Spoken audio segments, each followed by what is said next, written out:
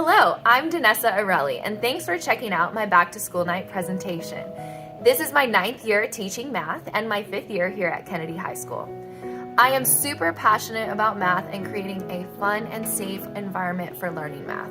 I want students to see mistakes as opportunities for growth rather than indications of failure. My goal is to make the learning process enjoyable and engaging for all students. This is my 3rd year teaching AP Calculus and my 3rd year teaching the curriculum for Discovering Geometry that I co-created with our math coach, Stephanie Angel.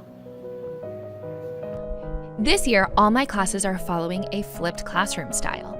In a traditional classroom, a student learns the lesson in class and performs the practice at home. In a flipped classroom, a student learns the lesson at home from a video and takes notes, and then performs the practice in class. Some of my favorite things about a flipped classroom are that the students practice in an environment where they have assistance from me, their teacher, and their peers. When the at-home work is a video, it will only take students a fixed amount of time to complete it. And when the at-home work is a worksheet, the student has already spent the entire class time the day of practicing this concept with the teacher and peers, so this won't be the first time they're seeing it when they're working on it at home. For AP Calculus, the grade breakdown is as follows. The assignments will be worth 10% and the assessments will be worth 90%. Practice and videos. So for AP Calculus, they have lesson videos, usually between Monday and Thursday each night, and they're due by class time the next day. Each week's practice is due on Thursday at 10 p.m.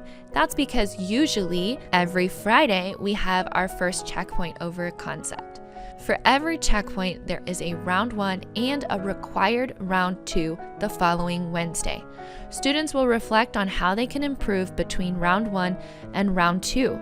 Round 2 is super helpful because it really reinforces the knowledge that they have and gives them an opportunity to show what they've learned between round 1 and round 2. The round 2 score will replace the score for round 1 if it is better and will be averaged with round 1 if it is worse. So round 2 is not a throwaway, it's important, it reinforces the material. If they're still unsatisfied with that checkpoint score, they have the option of a round 3.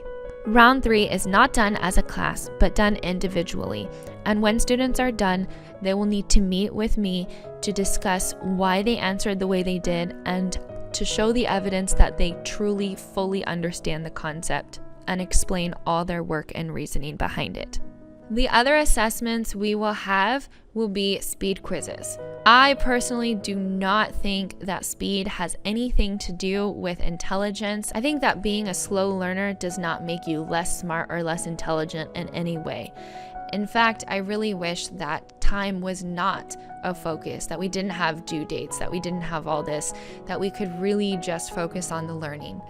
But there has to be time. And of course, for a standardized test, you know there's going to be a time limit. So I want to make sure the students are prepared not only to do the material, to complete the material, but to do it under the pressure of a time limit similar to how they will do it for the AP exam.